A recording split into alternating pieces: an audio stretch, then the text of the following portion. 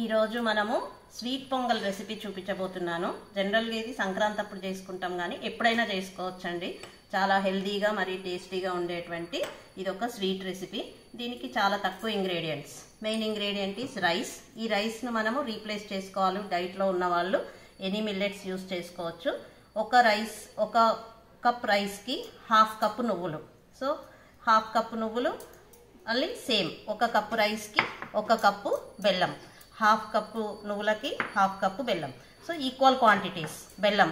ఒకవేళ స్వీట్ తక్కువ ఇష్టపడే వాళ్ళు 1 కప్పు తర్వాత మీ ఇష్టం ప్రకారం ఆప్షన్ ఇది తగ్గించుకోవచ్చు, ఇంకా పెంచుకోవచ్చు. దీనికి ఒక 5 to 6 టీ స్పూన్స్ నెయ్యి సరిపోతుంది. ఇవి డ్రై ఫ్రూట్స్, ఇది ఆప్షనల్. ఇది ఇష్టపడే వాళ్ళు మొత్తం అయిపోయిన తర్వాత డ్రై ఫ్రూట్స్ను కొంచెం నెయ్యిలో ఫ్రై చేసేసుకొని మీది నుంచి యాడ్ చేసుకోవచ్చు. ఒక 2 కప్స్ మిల్క్, ఇది కూడా ఇంకా పెంచుకోవచ్చు, తగ్గించుకోవచ్చు. ఇది నేను ఈరోజు మీకు కుక్కర్లోనే తయారు చేసి చూపించబోతున్నాను ఈజీగా కావడానికి. బియ్యంని మంచిగా కడుక్కున్న తర్వాత 1:3 వాటర్ వేసి కుక్కర్లకి ట్రాన్స్ఫర్ చేసుకోవాలండి. దీంట్లోకి ఆల్రెడీ నేను ఒక 2 స్పూన్స్ నెయ్యి వేసిన, ఇంకొక స్పూన్ నెయ్యి 3 to 4 స్పూన్స్ నెయ్యి వేసుకుంటే సరిపోతుంది. వేసుకున్న తర్వాత దీనికి మనము కుక్కర్ సెట్ చేసేసుకొని ఒక 6-7 విజిల్ 6 to 7 విజిల్స్ వచ్చేదాకా పెట్టుకొని ఆన్ చేసేసుకోవాలి.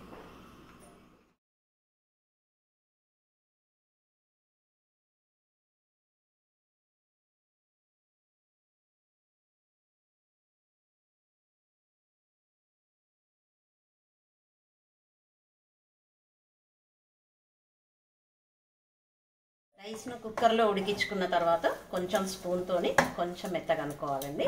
మెత్తగా అనుకున్న తర్వాత దీంట్లోకి మనము పాలు వేయించి పెట్టుకున్న నువ్వుల్ని ఒక మిక్సీ జార్లో పాలుకొని మెత్తగా పొడి చేసుకోవాలి. 2 గ్లాసెస్ పాలు పోసానండి ఒక కప్పు బియ్యంకి.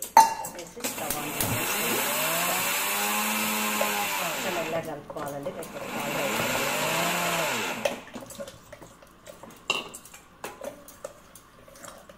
దీంట్లోకి ఒక 2 స్పూన్స్ నెయ్యి,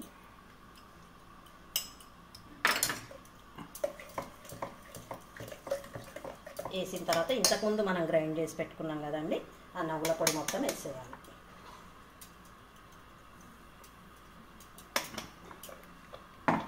వేసి అన్నీ కలిపి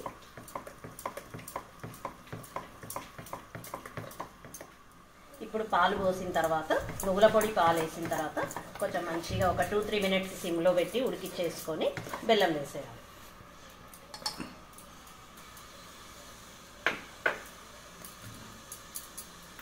బెల్లం ఎక్కువ ఇష్టపడే వాళ్ళు ఇంకొంచెం ఎక్కువ వేసుకోవచ్చు. 1:2 కూడా వేసుకోవచ్చు అండి. తక్కువ ఇష్టపడే వాళ్ళు ఇంకొంచెం తక్కువ కూడా వేసుకోవచ్చు. అది మన ఇంట్లో ఎలా తింటే 1:1.5 అయితే ఒక ఆల్మోస్ట్ కామన్గా సరిపోతుందండి.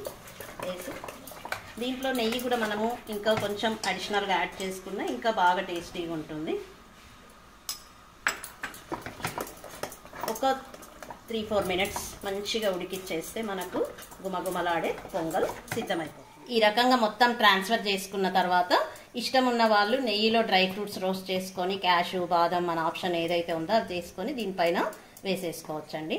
దీంతో గుమగుమలాడే రైస్ పొంగల్ రెడీ.